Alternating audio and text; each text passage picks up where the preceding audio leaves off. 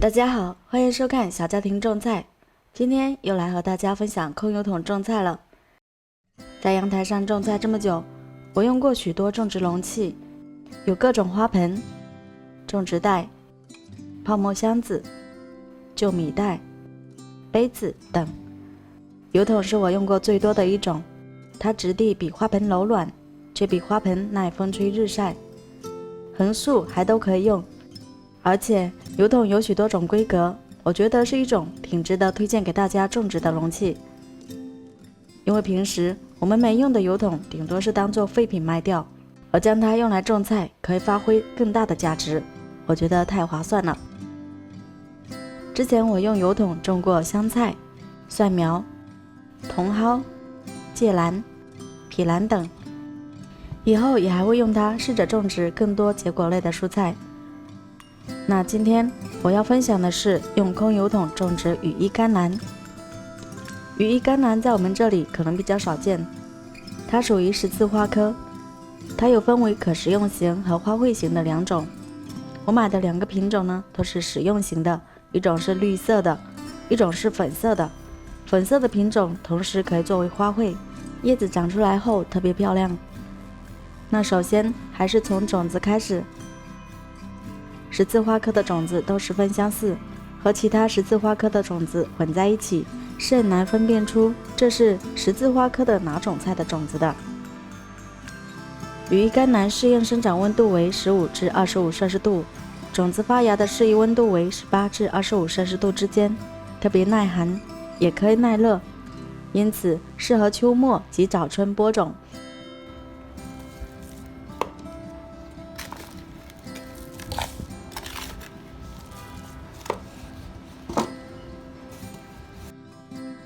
我们先把育苗杯的土浇湿，再放种子，这样种子不容易被水冲到土面。我是在去年11月份育苗的，当时天气已经有些冷凉，所以用育苗移栽的方法播种。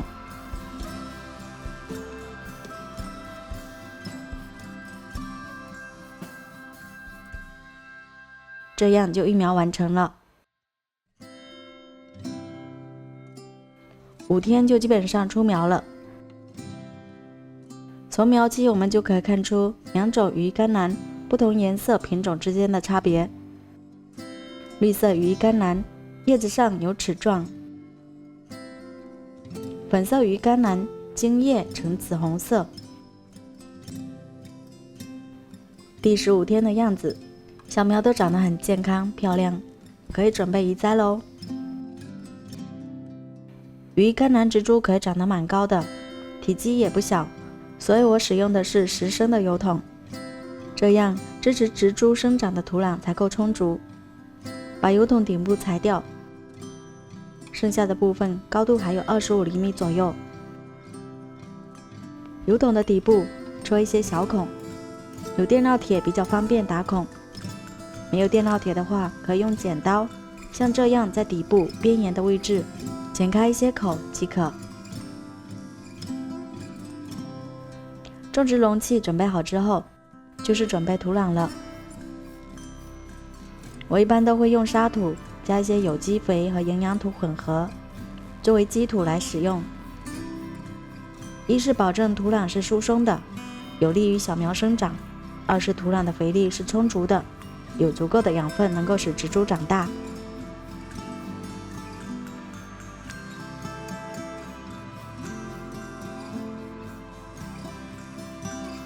那接着我们就开始移栽小苗了，把育苗杯的小苗带土壤一起放入油桶上的土壤里。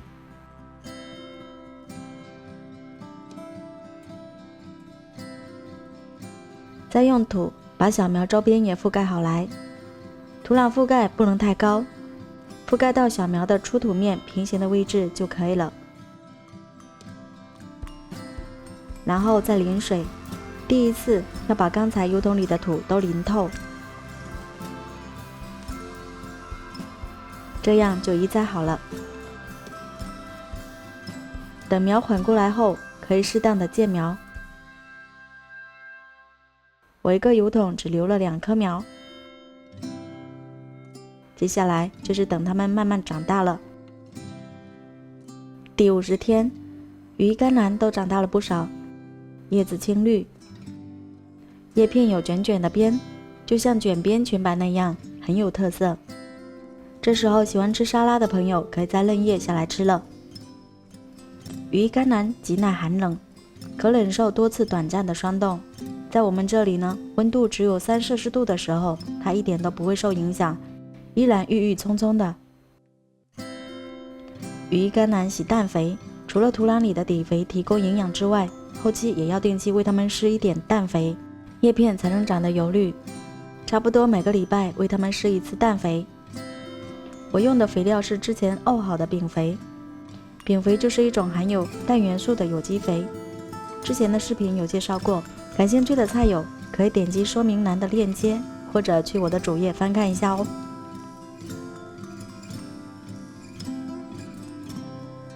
第98天，羽衣甘蓝长得像一棵树一样，叶子特别茂盛。我从底部已经摘过1次叶子来吃了，上面又不断长出新的叶子来。越到后面，叶子的边边越卷，就像是羽毛织成的衣服一样，特别漂亮。大家都知道，10字花科的蔬菜都特别招虫。我在同一时期，在阳台上也有种了2棵甘蓝菜，在小苗的时候就受到菜青虫的光顾，一直到长成苞心之后，还是难逃菜青虫的牙齿，被咬了许多洞洞。所以对羽衣甘蓝，从小苗开始我就有注意观察，做好抓虫的准备，但是似乎都没有见到过菜青虫的痕迹。直到长成之后，叶片也还是完好无损的，所以可以肯定的是，羽衣甘蓝呢是属于甘蓝类比较不招虫的蔬菜。另外，我猜测可能与我将它们分别种在每一个单独的容器上有一定的关系。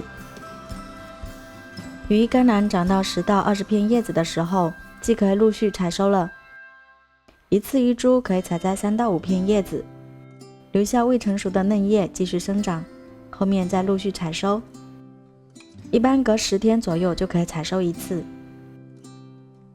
羽衣甘蓝的叶片质地有点像绿叶甘蓝，比小青菜要厚实一点，更有嚼劲一点。羽衣甘蓝的营养价值很高，它含有的卡路里非常低，但是却含有丰富的维生素 C、维生素 A、叶酸、钙、铁等矿物质。在国外特别受年轻人的青睐，人们喜欢将它用来作为减脂美食。在烹饪羽衣甘蓝的时候呢，尽量避免大火急炒，那样可能会破坏羽衣甘蓝中的营养成分，口感也会偏苦。可以用蒸熟再凉拌，或做成蔬果汁，都是很有营养的吃法哦。这是我种在花盆中粉色的羽衣甘蓝，它植株和绿色羽衣甘蓝差别很大，和白菜一样，叶片是一层一层包裹起来的。除了叶片边缘，整个叶片和杆都是紫红色的，像一把小扇子一样，特别漂亮。